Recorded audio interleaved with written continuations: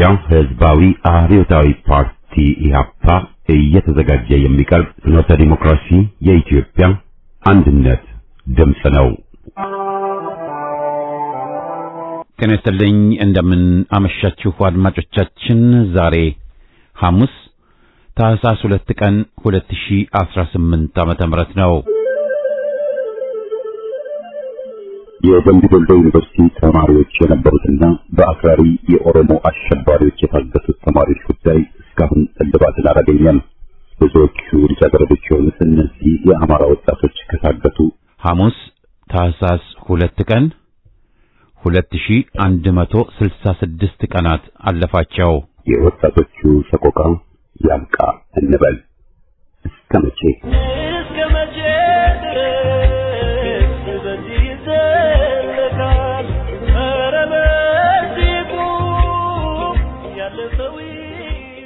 በዛሬ ዝግጅታችን በየሳምንቱ ሐሙስ የሚቀርበውን ከማህደራችን ፕሮግራማችንን እናቀርባለን። በዛሬ ከማህደራችን ዝግጅታችን ከ10 ዓመታት በፊት በ2008 ዓመተ ምህረት በፍኖተ ዴሞክራሲ ተላልፈው የነበሩ ሁለት ጽሑፎችን እናሰማለን። በቅድሚያ የምናቀርበው እውነቱ ተነግሮ ሳያልቅ ውሸቱ ባይጀመር ደግ ነው በሚል ርዕስ የቀረበ ሐተታ ሲሆን በማስከተል ንቃት አግኝቼ ወደ ትግል ከመጣሁ ጀምሮ ለዘረኝነት ቦታ ያልሰጠ ትውልድ አባል ነበርኩና ዛሬ በስተርጅና ዘር ቆጠራ ሊዳዳኝ አይጠበቅም። መቁጠርም ከመጣ ኢትዮጵያዊነቴን ማንም ዘረኛ ሊነጥቀኝ የሚችል አይደለም። ገዘፍን ባሉ ኃይሎች ላይ አምፀን ለሚጢጢ ዘረኛ አይጦች እጅ ልንሰጥ የሚጠበቅ ባይሆን ጥሩ ነው ለማለት ነው። ያፓኮ የብሔረሰቦችና ሃይማኖቶች መናኸሪያ የነበረና የሆነ ነው። እነ መስፍን ወልደ ማርያም ለወያኔ ሲንበረከኩ እነ ጓድ ገለብ ዳፍላ፣ ኃይሌ አምባዬ፣ ጃብርና ስንቶቹ ወያኔን በጎንደርና በጎጃም ታግለው ተሰውተዋል። በወያኔ እጅ ወድቀው አለፍርድ የተገደሉት እነ ይስሐቅ ተክላይ ሀጎስ ወዘተ የትግራይ ተወላጆች ነበሩ። በአዲስ አበባ ከሌሎች ጋር በስውር የገባው ጋይም ሌላ ምሳሌ ነው። ኢትዮጵያዊው ኢህአፓ ለአገር ሲል ታግሎ ተሰውቶ ትናንት ከጸረ ሕዝብ አገዛዝ ጋር የነበሩና ወንጀል የፈጸሙ ተመልሰው ድርጅቱን ሊያወግዙ ሲጥሩ ማድመጡ ይሰቀጥጣል። የጎንደር ጎጃም ትዝታ ከኢያሱ አለማየሁ የቀረበ ማስታወሻ አሰምተን የዝግጅታችን ፍጻሜ ይሆናል። አሁን ወደ ዜናው። ከባህር ዳር አዴት ጎንጂ ቆለላ ድረስ የመንገድ ዝጉን በተመለከተ ማሳሰቢያ ተሰጠ። እንደሚታወቀው የአማራ ፋኖ ብሔራዊ ኃይል 102ኛ ኮር 11ኛ ክፍለ ጦር ከህዳር 13 2018 ዓ.ም ጀምሮ ከባህር ዳር አዴት ጎንጂ ድረስ ያለውን መንገድ መዝጋቱን እንዲሁም ማንኛውም እህል እንጨትም ጨምሮ ወደ አዴት ከተማ እንዳይገባ መከልከሉን አስታውቋል። የዚህ ክልከላ ዋና ዓላማው ፋኖ በሚያስተዳድርባቸው ቀጠናዎች የአዴት ብልጽግና ያዘጋጀውን መንገዶችን እንዲከፍትና የሸቀጥና የመድኃኒት ክልከላዎችን ለማንሳት ነው ብለዋል። የልማና ዴንሳና የአዴት ከተማ እንዲሁም የባህር ዳርና የጎንጂ ህዝብ ሊታወቅ የሚገባው ነገር የብልጽግና ስርዓት ሁለገብ ጄኖሳይድ ወይም ሁለንተናዊ ዘር ጭፍጨፋ እያካሄደ መሆኑን ነው። ከብልጽግና አስተዳደር ውጭ ሆኖ በፋኖ አስተዳደር ስር ነው ብሎ ያላቸውን ሰፊ ቀጠናዎች የተለያዩ ማዕቀቦችን በመጣል ብዙ ማህበራዊና ኢኮኖሚያዊ ተግዳሮቶችን እያካሄደ ይገኛል።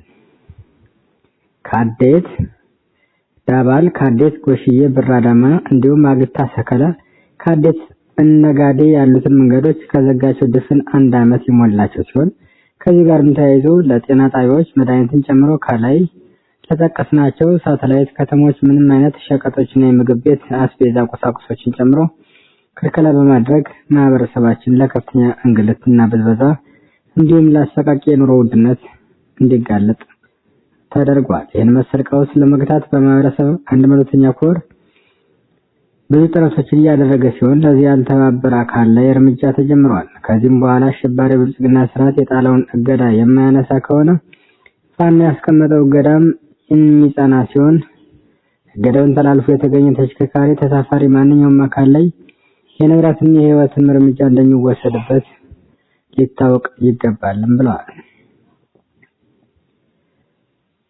የጎንደር አካባቢ ደራ ሐሙሲት የሚገኘውን ማህበረሰብ የአገዛዙ ኃይሎች እንደ ማስረሻ ሰጤ ልጆቻቸው እጅ ይስጡ በማለት በብዙ ችግር ውስጥ እንደሚገኙ ታውቋል። አገዛዙ የፋኖ ቤተሰቦችን አስገዳጅ ስብሰባ ጠርቶ የነበረ ሲሆን በዛሬው ዕለት ያልተገኙትን በግድ ጎትቶ ወስዶ ሰብስቧቸዋልም ተብሏል። የፋኖ ሚስት የወንሽ ባልሽን፣ የፋኖ እናት ወይም አባት የወንሽ ልጅህን እስከ ሰኞ ታኅሳስ 6 ቀን ድረስ አመተህ እንድታስረክብ በሚል ትልቅ ዛቻ አድርሰውባቸዋል።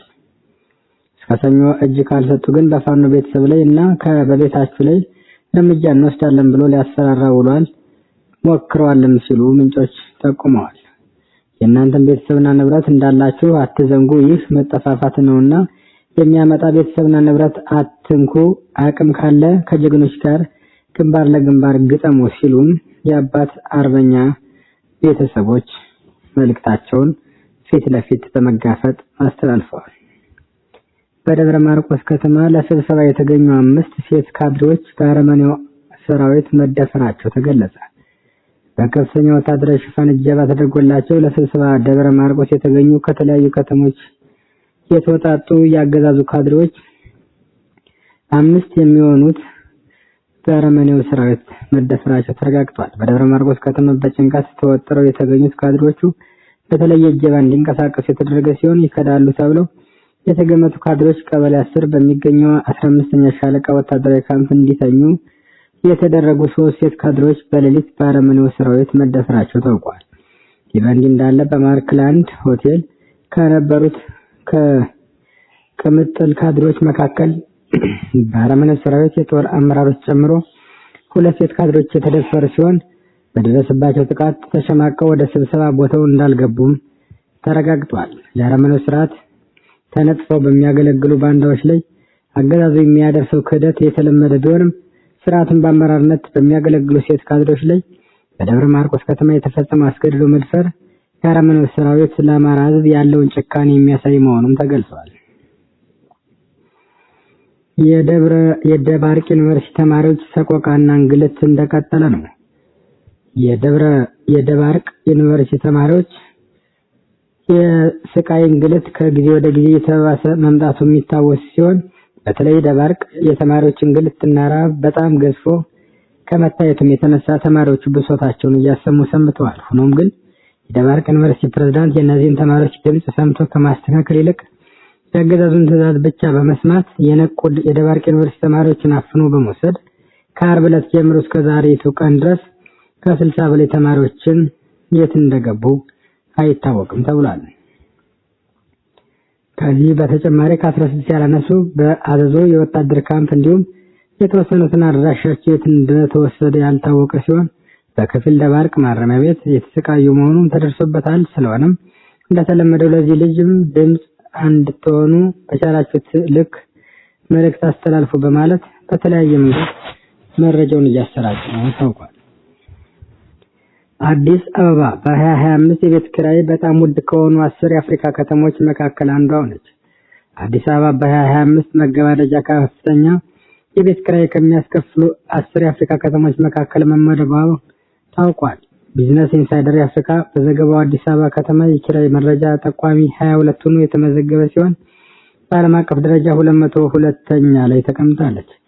በዚህ ለመኖሪያ ቤት ተከራዮች በአህጉሪቱ በጣም ውድ ከሆኑ ከተሞች መካከል አንዷ እንድትሆን አድርጓታልም ተብሏል። ከአዲስ አበባ በመቀጠል የደቡብ አፍሪካ ኬፕ ታውን ከተማ የኪራይ መረጃ ጠቋሚ 21 ሆኖ ሲመዘገብ ኪጋሊ ደግሞ በ19 የኪራይ መረጃ ጠቋሚ ዓለም አቀፍ ደረጃ 264 ተቀምጣለች። ከፍተኛ የመኖሪያ ቤት ወጪዎች ግለሰቦችንና ቤተሰቦችን ራቅ ወዳለ የከተማ ዳርቻዎች እንዘዋወር እያስገደዱ መሆኑን የገለጸው ዘገባው የትራንስፖርት ወጪን መጨመር፣ የጉዞ ጊዜ ማርዘምና ምርታማነትን መቀነስን ያስከትላልም ብለዋል።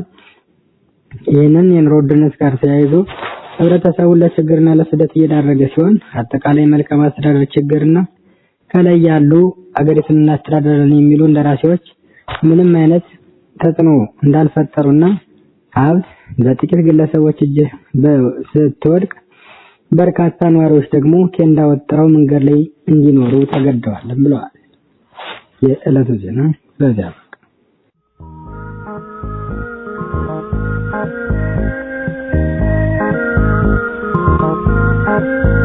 ከማህደራችን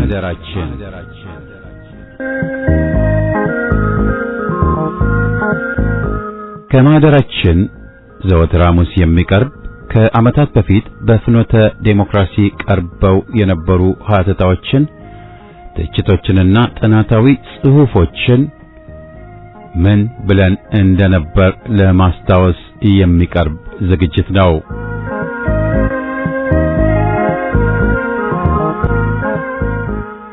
እውነቱ ተነግሮ ሳያልቅ ውሸቱ ባይጀመር ደግ ነው። በቅድሚያ ማቅረብ የሚገባን ማሳሰቢያዎች አሉ። ሰበር ዜና የሚለው ራሱ አማርኛ አይደለም፣ ቀጥተኛ የእንግሊዝኛ ትርጉም ሲሆን ሰበር የሚለው ትኩስ ወይም አዲስ ዜናን አይተካም። ያም ሆነ ይህ ትኩስ ዜና አገኘን በሚል የሚቀርቡት ዜናዎች ከጥቅማቸው ጉዳታቸው በሚያመዝንበት ጥንቃቄ ያስፈልጋል። ብዙዎች የፖለቲካ ንቃታቸው ደካማ ነው በሚልም በሬ ወለደ ውሸትን መጋት መቆም ያለበት ነው። ሰማዕት ወገኖቻችን ላይ የደረሰውንም ግድያ ከነ አሰቃቂ ይዘቱ አትለጥፉ ያልነውንም እንደገና ማሳሰብ እንፈቅዳለን። ማን ነው የወንድሙ እህቱ የወገኑን አስክሬን በዚህ አይነት ሁኔታ ማየት የሚፈልገው? እባካችሁ ታቀቡ፣ አቁሙ ብንል ተገቢ ነው። ከመቼው የህዝብ ትግል ጀምሮና ደምቆ ከመቼው በውጭ አገራት በዚሁ ትግል ስም ገንዘብ አምጡ ዘመቻው ደምቆ መታየቱ። ገንዘብ ለማን? ገንዘብ ለምን? 1997 ዓመተ ምህረትን ያስታውሳል። ያ ሁሉ ስንት መቶ ሺህ ዶላር ተዋጥቶ በአብዛኛው የባከነውና ድራሹ የጠፋው ትዝ ይለናል። አሁንስ ገንዘብ አምጡ ባዮቹ ሁሉ ከትግል ከቶ ምን ግንኙነት አላቸው? ለህዝብ ይልኩታል? ማን ነው ተወካይ? ተወደደም ተጠላም በህዝብ ትግል ንግዱ ያብቃ እንላለን። ዋናው ጉዳይ ግን ታዋቂው አባ ገብረስላሴ በ1966 ዓመተ ምህረት እንዳሉት መቼ ነው እውነቱ ተነግሮ አልቆ በኢትዮጵያ የሚዋሸው የሚለው ነው። የወያኔ እውነታ በራሱ አሰቃቂና የሚወገዝ ነውና በውሸት ማጀቡ ያስተዛዝባል፣ ለወያኔ ያጋልጣልና መቆም ያለበት ነው። ይህን ስራዬ ብለው የተያያዙት ክፍሎች ቢበዛ ጥቂት የዋሆችን እና ንቃት የጎደላቸውን ያሳስቱ እንደሆን እንጂ ትርፋቸው ትዝብት ነው። የጎንደርና የጎጃም ህዝብ ታሪካዊ ትግሉን እያካሄደ ነው። ብዙዎች ተሰውተዋል፣ ብዙዎችም ታስረዋል። ወያኔ ባስተላለፈው ማዘዣ በጎንደርና ጎጃም ያሉ የቀድሞና አሁንም ተጠርጣሪ የኢህአፓ አባላት ይታገቱ ባለው መሰረት ኢህዴን በአዴንን የተዉትን እፈሱ ባለው መሰረት ብዙዎች ታስረው እስካሁን የተለቀቁት ጥቂቶች ናቸው። ጎንደር፣ ጎጃም የህይወት ዋጋ ከፍሎ አጋዚውም ሌላውም ቢረባረብበትም ትግሉን አላቆመም። ይህ ሐቅ ነው። በውሸት መታጀብ የለበትም። የሚለፈፈው ውሸት ወያኔን አያደናግረውም። ስልክ አንስቶ ሲደውል በደፈናው ምዕራብ ጎንደር ወይም አዘዞ በተባለው የምትሃት ጦር መጥቶ እየተፋለመው እንዳልሆነ ያውቀዋል። ህዝብም የሚያደርገውን የራሱን ሥራ ጠንቅቆ ያውቃል። የህዝብን ትግል ቅሚያ ከንቱ ልፋት ነው። ለወያኔ ክስ አመቻችቶ መስጠት ነው። በሌሎችም አካባቢዎች ቢሆን የህዝብን ትግል የኛ ብለው ሊቀሙ የሚፍጨረጨሩ ሁሉ ቶሎ ቶሽ መባል አለባቸው። የውሸትን ፍልሚያ መጠረቁ አስፈላጊም ጠቃሚም አይደለም። ዛሬ የትግሉ መንፈስ የሚገለጠው ያለፈውን ሊደግሙብን በሚፈልጉት ሳይሆን አንድ ወጣት ገጣሚ እንዳለው ትላንት ተጉዘናል፣ ዛሬም ቀጥለናል፣ እየተጓዝን ነው፣ ነገን ጀምረናል በሚለው መንፈስ ነው። ወደ ኋላ የለም። ከወያኔ መሞዳሞድ አይታሰብም፣ አያዋጣምም። በጎ ገጽታና መልክ ልንፈልግለት ጎንበስ ቀና ብንልም ወያኔ ያው መርዘኛ ጸረ ሕዝብ ጸረ ኢትዮጵያ አውሬ ቡድን ነው። የጎጃም ኢትዮጵያ አዛውንት ገጣሚ የሰለጠነ አውሬ ብሎታል። እህትህ እናትህን ደምስ ሲሉት ደምሳሽ፣ አባትህን ወንድምህን እፈስ ሲሉት አፋሽ፣ ግደል ሲሉት ገዳይ፣ ተኩስ ሲሉት ተኳሽ፣ ለምን ብሎ እንደሰው ጥያቄ የማይጠይቅ ቃል የማያነሳ የሰለጠነ አውሬ ስጋ በል እንስሳ። ወያኔ በፖለቲካ መሀይሞችና ስጋ በል እንስሶች በሰፊው ይጠቀማል። አጋዚ፣ ፌዴራል፣ ልዩ ኃይል፣ ተለጣፊ ወዘተ መሳሪያዎቹ ናቸው። ከሁሉም በላይ የሚጠቅሙት ደግሞ መሀይምነትን የመረጡ ዜጎች ናቸው። ምን እየደረሰ እንዳለና ማን እያደረሰባቸው እንዳለ ማወቅ ያቃታቸው ውሸትን የሚቀበሉ ወያኔ ወደ ቀኝ አንፍሶ ቀኝ የሚወስዳቸው፣ ሌሎችም መሃል ግራ አንፍሰው የሚያንጓልሏቸው እነዚህ ክፍሎች ግዴታችን ነው በሚል የምናሳስባቸውን እንኳ መገንዘብ አቅቷቸዋል። ሕዝብ ለትግል ሲነሳ በወያኔ መሬት ሊመሩ ዳያስፖራ ተብለው ባህር ዳር የተቆለቆሉትን ማፈሪያዎች ይጠቅሷል። አንዳንዶች ለምን ባዕዳንን ትተቻላችሁ እያሉ ይቆጡናል። ስልት ያጣን ይመስላቸውማል። ኢትዮጵያን ማን ጎዳ? አሁንም ትግላችንን ባጭር ለመቅጨት ወያኔን ለማዳን እየጣረ ያለው ማን ነው? ኢትዮጵያ ሕዝብ ጠላቱን ያውቃል። ቢያውቅም ግን እንዳትረሳ መባል አለበት። የፖለቲካ ብልጠት ወይም ስልጡን ፖለቲካ በሚል ውልግድግድ ግንዛቤ ተመስርተን ትግላችንን ጠላት ሆነው የተሰለፉትን ወዳጅ ልንል መጠበቅ የለበትም። ጠላት ወዳጅ ላይሆን ወገኔ ለማለት አትድከም፣ ራስህን አታደናር፣ ለአደጋ አታጋልጥ የሚለውን እናምንበታለን። ሁላችንም ማን ጠላት ማን ወዳጅ፣ ማን የሕዝብ ወገን መስሎ የሕዝብን ትግል እንደሚጎዳና ማንስ መጋረጃው ሲገለጥ የባዕዳን ቅጥረኛ እንደሆነ መነገር መታወቅ አለበት። ሽፍንፍን ፖለቲካን ኢህአፓ አይቀበልም፣ አገር አድን ትግሉም አይፈቅድም። እንደ ኢትዮጵያዊ ድርጅት ብዙ ኃላፊነት አለብን።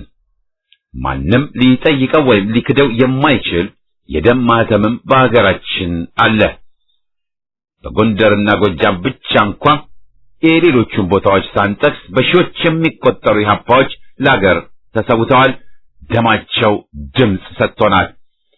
ማንም ሊሰርዘው ሊክደው የማይችል ከማንም ባለነፍጥ ጋር ሳንሞዳሞድ የሕዝብን አርማ አንግበን የታገልን ስለሆን ማንም በዚህ መስክ ያለንን ድምፅ ሊቀማን የሚችል አይደለም። ከደርግ ጋር ገጥመን ለወያኔ ሰግደን ስማችንን መቼ አቆሸሽ? ለሻዕቢያ ተንበረከክ? መቼም አላደረግነውም። እኛ ካልተናገርን ታዲያ ማን ሊናገር? ሐቁም ይህ ነውና አገር አድን ትግሉ መፈክሩም ሲጀምር ጀምሮ የኢህአፓ ነው። ልክ እንደ መድበለ ፓርቲ ሊጎዳ ባለበት ይህን አደጋ መቋቋም መብታችን ሳይሆን በቅድሚያ ግዴታችን ነው። ድርጅቶች ገበናቸውን አያስጡ፣ ምስጢራቸውን ይጠብቁ ለማለቱ እኛ ቀዳሚዎች ነን። ለወያኔ ዝግ እንሁን፣ ቀራኒዎችን በአግባቡ እንያዝም ባዮች ነን፣ እናምንበታለንም። በዚያው ልክ በሕዝብ ትግል ላይ ንግድና ችርቻሮን እያየን ዝም ማለት አንችልም። በጎንደርና ጎጃም ሕዝብ ላይ ሊነግዱ የተነሱ አሉ። ስማቸውን ጠቅሰን ወደ ማጋለጡ ውግዘት ባንሄድም እረፉ ተዉ ማለት ግን የግድ ነው። በዚሁ ጉዳይ ተባባሪ የሚሆኑ ደግሞ ሊያስቡበትና ሊቆጠቡ ይገባል እንላለን። የሕዝብን ትግል አስመልክቶ መዋሸትም ጥቅሙ ለወያኔ ነው። የተፋፋመው ትግል የውሸት አጀብ አይፈልግም።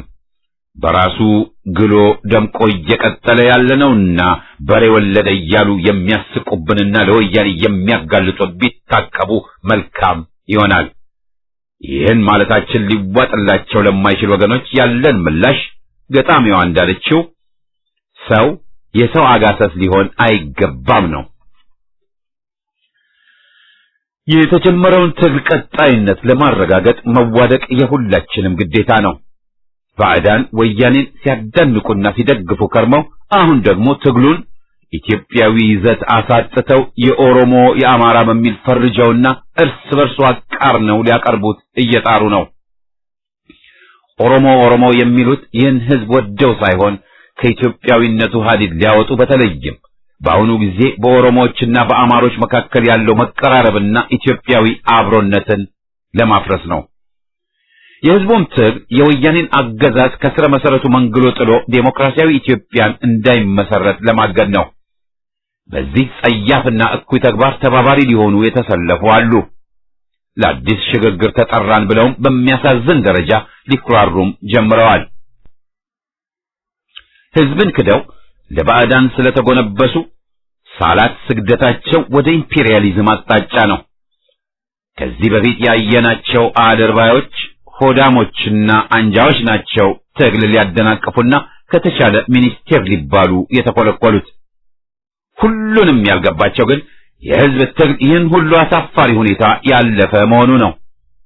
ባሉባልታ ጀግኖች፣ በፈረንጅ ሎሌዎች፣ በቸኮ አድርባዮች መወናበጃው ጊዜ አብቅቷል። ግብግቡና ፍልሚያው የመጨረሻ ነው። ብዙ ድል ከህዝብ አምልጧል። ለወሳኙ ድልም ደም ፈሷል፣ እየፈሰሰም ነው። ዛሬ የህዝብ ትግል ላይ ደንቃራ ሆነው ለወያኔ የበላይነት የሚሰለፉ ሁሉ የኢትዮጵያ ጠላቶች ናቸው። ወደዱም ጠሉም፣ አመኑትም አላመኑትም።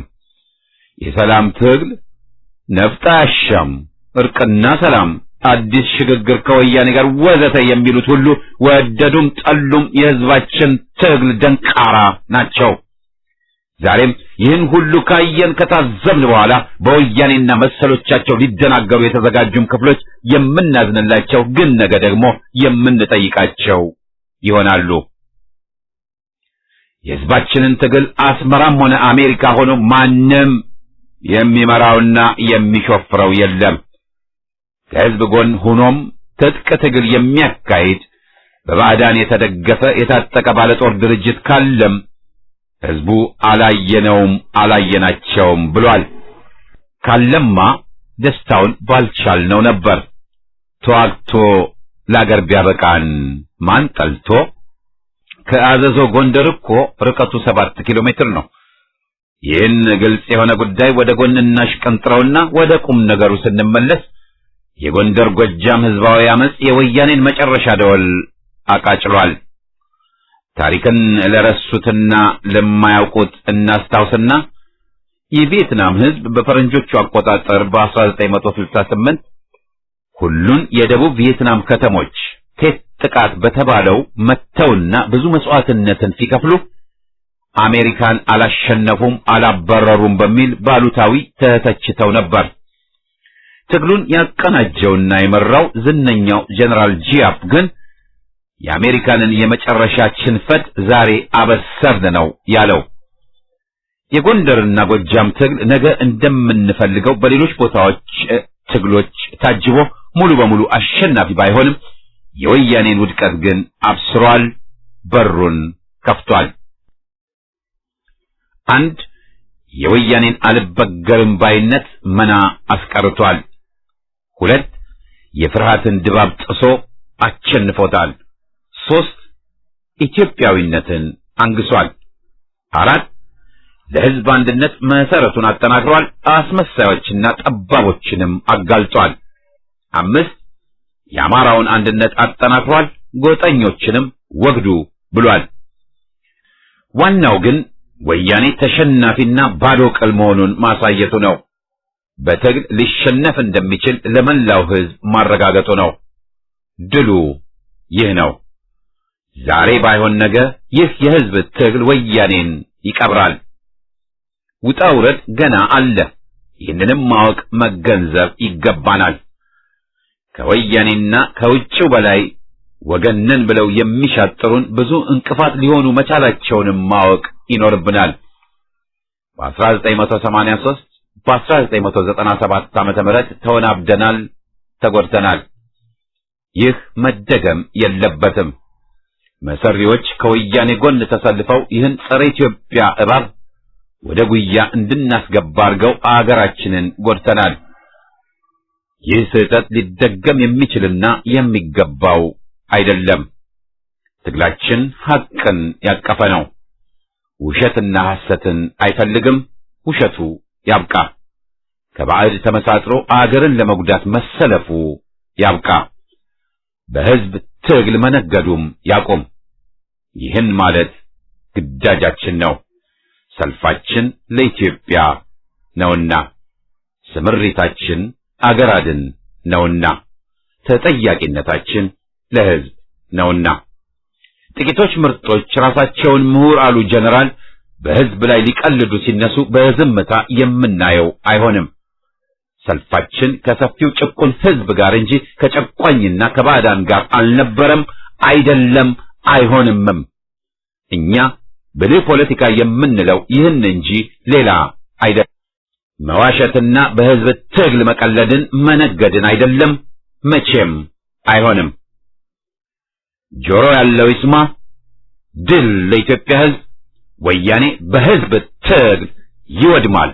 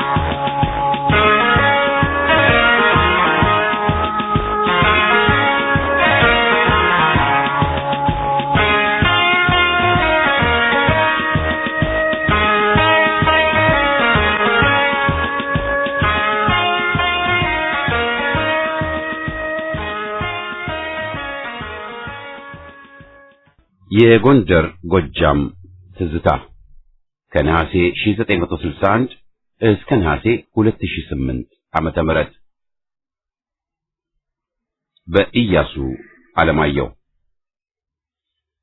የዛሬ 47 ዓመት ነሐሴ 5 ቀን 1961 ዓመተ ምህረት ከተማሪ እንቅስቃሴ ወደ ፖለቲካ ድርጅትና ትጥቅ ትግል መሸጋገር በሚል ከሌሎች 6 ጓዶች ጋር በመሆን ከጎንደር ወደ ሱዳን አውሮፕላን ለመጥለፍ ወስነን ጎንደር ገባን።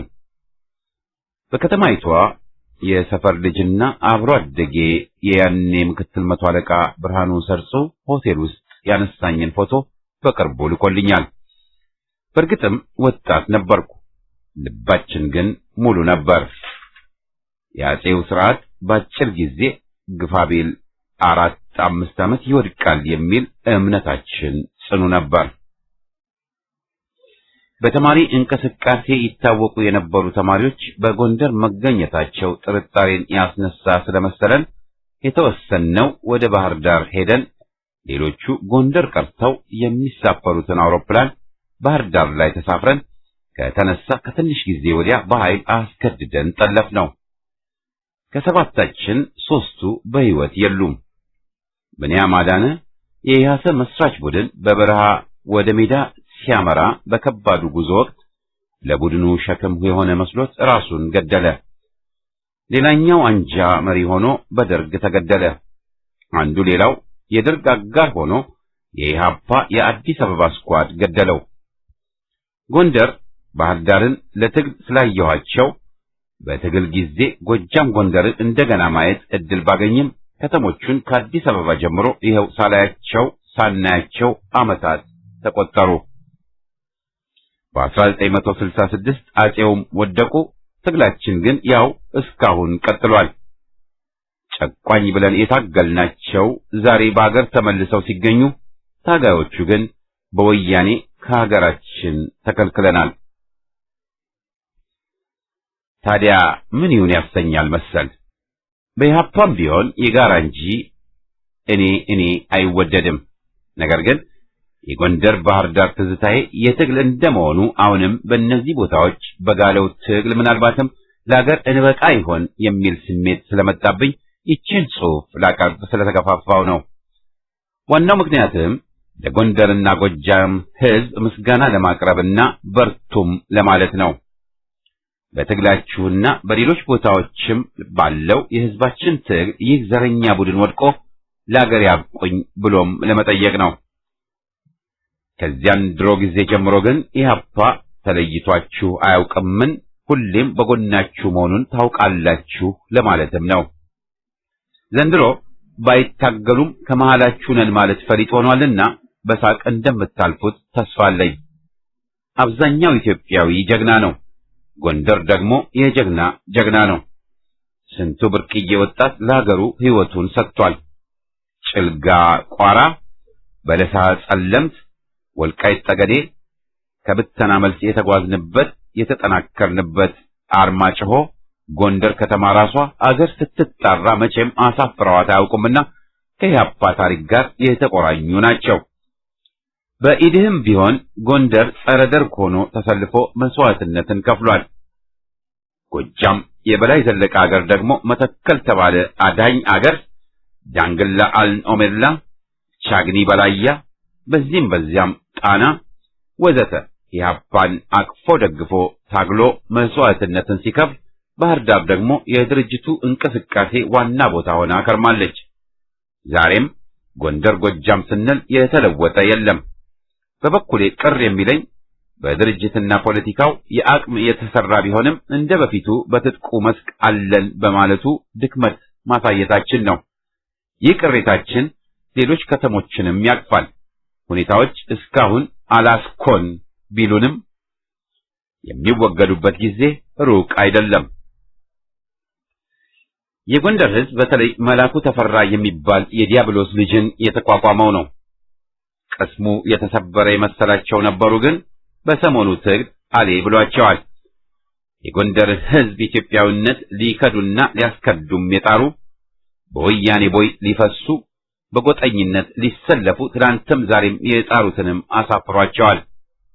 በደማቅ ሰልፉ የኢትዮጵያን እውነታና ሰንደቅ እያውለበለበና የኢትዮጵያዊነትን አንግሶ ደማችን አንድ ነው ብሎ እየተመመ በባህር ዳርም እንዲሁ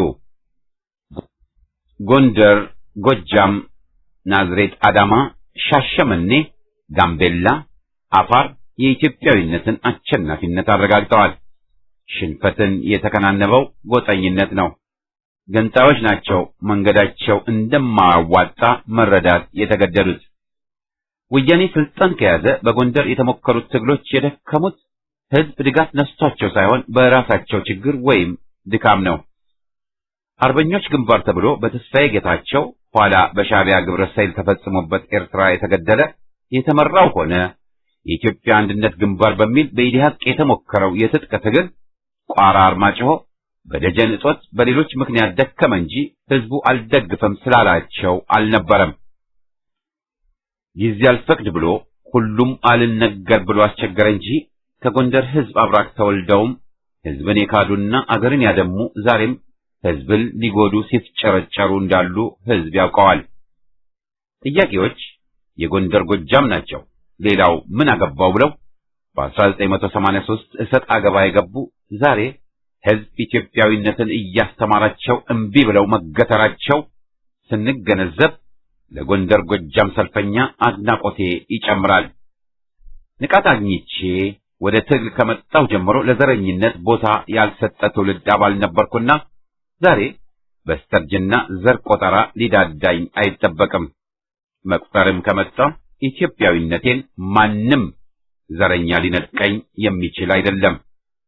ገዘፍን ባሉ ኃይሎች ላይ አምፀን ለሚጢጢ ዘረኛ አይጦች እጅ ልንሰጥ የሚጠበቅ ባይሆን ጥሩ ነው ለማለት ነው። ኢህአፓ እኮ የብሔረሰቦችና ሃይማኖቶች መናኸሪያ የነበረና የሆነ ነው። የጎንደር ጎጃም ሰልፈኞች አመጽ አቀፍ መንፈስ ትግል ብለን ስንነሳ የነበረንን ቁርጠኝነት አሁንም ይታወሰኛል። ኢትዮጵያዊነትንም ተማሪ ሳለንና ባለን ዕውቀትና አቅም ፊውዳልና ሉዓላዊነታችንን ደፈሩ ያልናቸውን ነጮች ስንታገል ዘር ቆጠራ የሚባል ነገር አናውቅም ነበር። በኢትዮጵያዊነት ለኢትዮጵያ ነው የታገልነው። የካቲት ሲፈነዳ ወደ ጎጥ ብሔረሰብ የሚወረዱት ወያኔዎችና ሻዕቢያዎች ናቸው እንጂ ሌላው አልነበረም። እነ መስፍን ወልደ ማርያም ለወያኔ ሲንበረከኩ እነ ጓድ ገለብ ዳፍላ፣ ኃይሌ አምባዬ፣ ጃብርና ስንቶቹ ወያኔን በጎንደርና በጎጃም ታግለው ተሰውተዋል። በወያኔ እጅ ወድቀው አለፍርድ የተገደሉት እነ ይስሐቅ ተግላይ አጎስ ወዘተ የትግራይ ተወላጆች ነበሩ። በአዲስ አበባ ከሌሎች ጋር በስውር የገባው ጋይም ሌላ ምሳሌ ነው። ኢትዮጵያዊው ኢህአፓ ለአገር ሲል ታግሎ ተሰውቶ ትናንት ከጸረ ሕዝብ አገዛዝ ጋር የነበሩና ወንጀል የፈጸሙ ተመልሰው ድርጅቱን ሊያወግዙ ሲጥሩ ማድመጡ ይሰቀጥጣል። የጎንደር ጎጃም ሕዝብ ከጥንት ጀምሮ ለኢትዮጵያ ሕይወቱን መስጠቱ ያኮራል እንጂ በግልባጩ የሚፈረጅ አይደለም። ወያኔ አሁንም የሚያዋጣ መስሎት በሰሞኑ ክስ የኢህአፓ ወጣቶችን አስፈጅቶ ነበር ከሚለው አልፎ ቀይ ሽብር የመጣው በድርጅቱ የትጥቅ እርምጃ ነው በሚል የፋሽስቶችን የሐሰት ውንጀላ እስከ መድገም ደርሷል። የኢህአፓ አባላት ላመኑበት ለሕዝባቸው ለሀገራቸው ታገሉ እንጂ መስዋዕትነታቸው የሚያኮራና አርአያ የሆነ እንጂ በሌላ የሚገመገም አይደለም። ሕዝብን ፈጂዎቹ ደርጎችና እነመላኩ ተፈራ አይነቶቹ ጭራቆች ናቸው። ወያኔ ኃይለኛ ነኝና አትድፈሩኝ ለማለት ሕዝብን ማስፈራራት ሞክሮ ነበር፣ ግን አልሰራለትም። ቢደነፋም ቢገልም ጎንደር፣ ጎጃም የትግል ማዕከሎች ሆነዋል። ሰማዕት ተዘክረዋል። ደማቸው መና ለመቅረቱ ታይቷል። ይህ ነው የሚያኮራኝና የሕዝብ ትግል ለሀገራችን ስሬት ሊያመጣ ነው፣ ለሀገራችን ሊያበቃን ነው ብሎ ተስፋ የሚሰጠኝ። የትግልን ውጣ ውረድ በተመለከተ ደግሞ ከኢህአፓ በላይ ማን አውቆት? ቁም ነገሩ ጸንቶ ትግል መቀጠል ላይ ነው። የዛሬ 47 ዓመት ከጎንደር ባህር ዳር አድርገን ወደ ሱዳን ስንሄድ ዛሬ ያለን ተመክሮ ቅንጣቱም አልነበረንም። ያለውን ስርዓት ታግሎ መጣል እንደሚገባ፣ ትግሉ ወደ ከፍ ያለ ደረጃ ማደግ እንዳለበት፣ ዲሞክራሲያዊ ህዝባዊ ስርዓት መመስረት መፍትሄ መሆኑን አምነን ነበር። ከተግባር የተገኘ ዕውቀታችን ሰፊ ባይሆንም ንቃታችንን ለማሳደግ ያደረግነው ጥረት የሚናቅ አልነበረም። እኛን በተመለከተ ለጠለፋው አለን ስንል አንዳንዶቻችን አውሮፕላን ላይ ስንወጣ የመጀመሪያ ጊዜያችን ነበር። በላቡ የኢትዮጵያ ህዝብ በጨቋኝ ስርዓት ስር መማቀቁን ስናውቅና ሌሎች ህዝቦች አገሮች ለውጥ ሲመጣ እኛስ ለምን እንማቅቃለን ብለን ተነሳን። አቅም አልነበረም። ባዶ እጅ ተማሪ፣ ያውም በጣት የምንቆጠር። የተማሪው እንቅስቃሴ ቀስ በቀስ ጠነከረ እንጂ ከመሬት ላራሹ በፊት ብዙዎችም ስር ነቀል ለውጥ ፈላጊ አልነበሩም። እንቅስቃሴውን ነፍስ የዘሩበትና ለእኛም አርአያ ሆነው ከተገኙት እነ ኃይሉ ገብረ ዮሐንስ ገሞራው፣ ዘሩ ክሽን፣ ብርሃነ መስቀል ረዳና ሌሎችም ነበሩ። ሁሉም መጨረሻቸው የተለያየ ሆኗል። ብርሃነ ትግላችንን ከዳና የከንቱ ሞት ሞተ። ዘሩም ህዝብን ሳይከዳ ሞተ። ኃይሉ በበኩሉ ለህዝብ እንደቆመ ህይወቱ በስደት ስቃይ አለፈች። መሬት ላራሹ ሰልፍ የትግሉን ይዘት ቀየረው። ወደ ግራ ዘንበል የተባለውም በነበረው ዓለም አቀፋዊ ሁኔታ መሆኑም ይታወቃል። በእኛ በኩል ወጣቶች እንደመሆናችን መጠን ከቀደሙንና ቀስቀስ ካሉት ታላላቆቻችን መለየቱ አልቀረም። በቻይናው መስለውን ትኩስ ሬድ ጋርዶች ይሉን ነበር። ሆነንባቸውም ሊሆን ይችላል። ወጣቶች ካለፈውና እድሜው ከገፋው ትውልድ ይበልጥ አማጺና ሸፋች ካልሆኑ የታሪክ ጎማ የለውጥ ተስፋ ቆመ ማለት ነው ባይነኝ። እኛ ስናድግ ጅንስ ሱሪ ወይም አጭር ቀሚስ መልበስ ጉድ ያሰኝ ነበር። ትውልድ ሁሉ የየራሱ መለኪያ አለው። የአሁኑ ትውልድ የራሱ ድክመት ቢኖረውም የተላለፈለት የጀግንነት ቅርስም አለው። ወያኔ ለስልጣን ሲበቃ ቡትሮስ ጋሊ ከወያኔ ተባብሮ ኤርትራን ሲያስገነጥል የተቃውሞ ሰልፍ አሳይቷል። በ1997 ምርጫ ተሰልፎ ተሰውቶም አሳይቷል። ዛሬም በጎንደር፣ ጎጃም፣ በመላ ኢትዮጵያ በጸረ ወያኔነት ትግልና መስዋዕትነትን አረጋግጧል።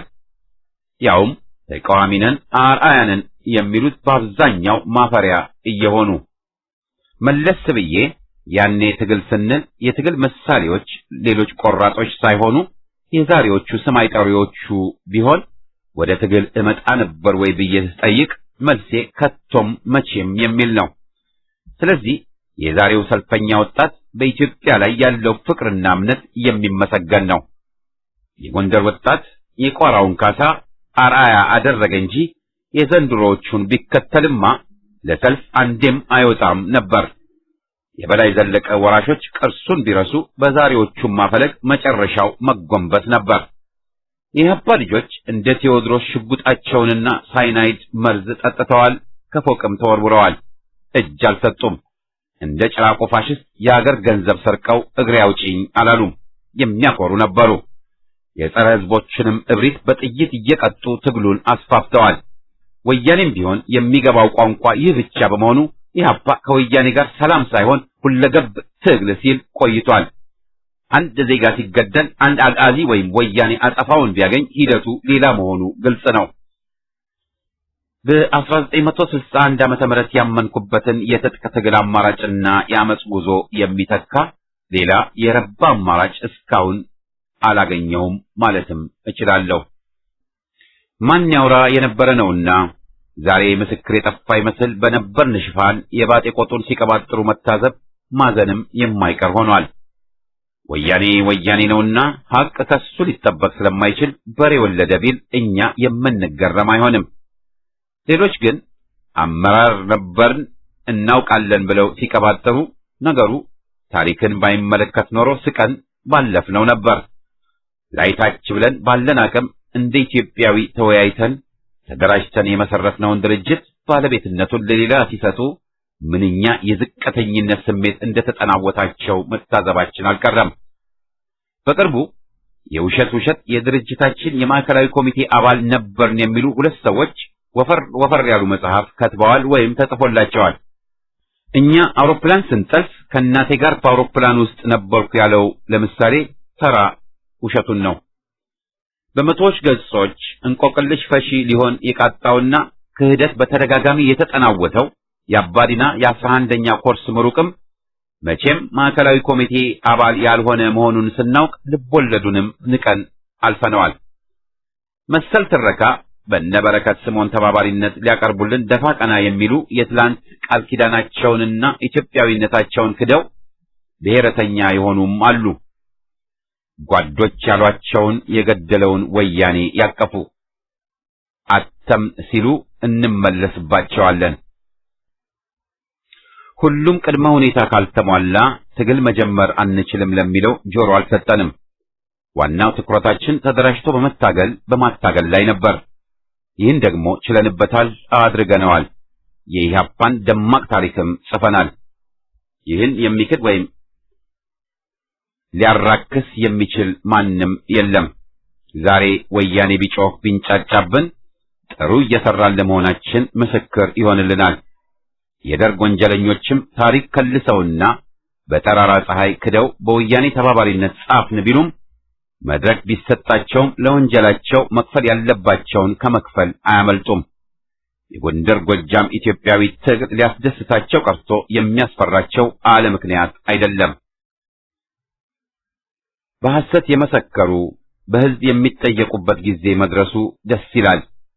ስንቱን እናትና አባት ያስለቀሱና የገደሉትም ሁሉ የሚጠየቁበት ቀን ደርሷልና ተስፋችን ደምቋል። ከድርጅት ማንነታችን በፊት የነበረንና ያለው ኢትዮጵያዊነታችን ነው። ድርጅታችንን የምንወደው ኢትዮጵያን ለመታደግ መሳሪያችን ስለሆነ ነው። በትግሉ ሂደት አገርን እንዳናስቀድም ብዙ ተጽዕኖ ተደርጎብናል። ሁሉንም አልተቀበልንም። ወያኔ ግን ተቀብሎና የባዕዳንን ሙሉ ድጋፍ አግኝቶ ለስልጣን በቅቷል። መሳሪያ ገንዘብ እንሰጣችኋለን ያሉን ለዚህ የፈለጉት አገርን የሚጎዳ በመሆኑ እምቢ ብለናቸዋል።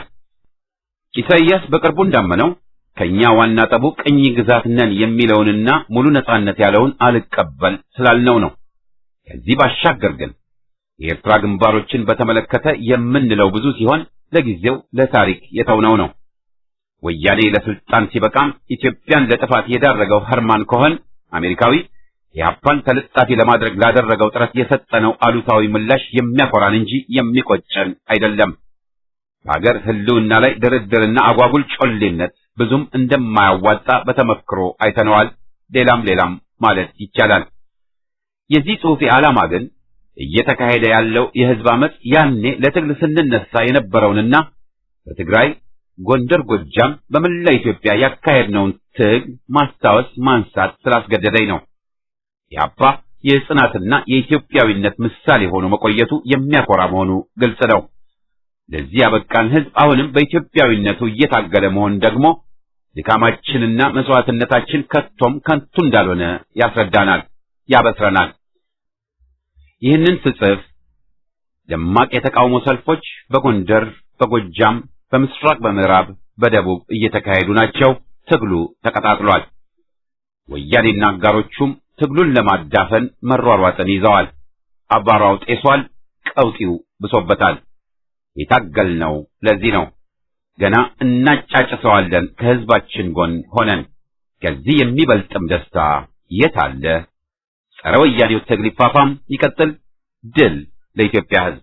ቀድሞ ለፋሽስቶች ዛሬም ለቆጠኞች የነጻነት ዋጋ ድንበር እስከዚያን በዘርን አስመርቅ ግንባርክን አሳየው ግንባርክን አሳየው ግንባርክን አሳየው ግንባርክን አሳየው ግንባርክን አሳየው ግንባርክን አሳየው ግንባርክን አሳየው ግንባርክን አሳየው ግንባርክን አሳየው ለመድብ ለፓርቲ ቀድሞ የታገለ መቃይ ተፋላሚ ታግሎም ያታገለ ሕግ የበላይ ይሁን ብለህ ያስተማርከው ሉዓላዊነትን በክብር የያዝከው የአገር ክብር መላሽ ኢህአፓ እውነት ነው የህዝብ ተስፋ ነህ ግንባርክን አሳየው ግንባርክን አሳየው ግንባርክን አሳየው ግንባርክን አሳየው ግንባርክን አሳየው ግንባርክን አሳየው ግንባርክን አሳየው ግንባርክን አሳየው ግንባርክን አሳየው ቅንነት የሞላው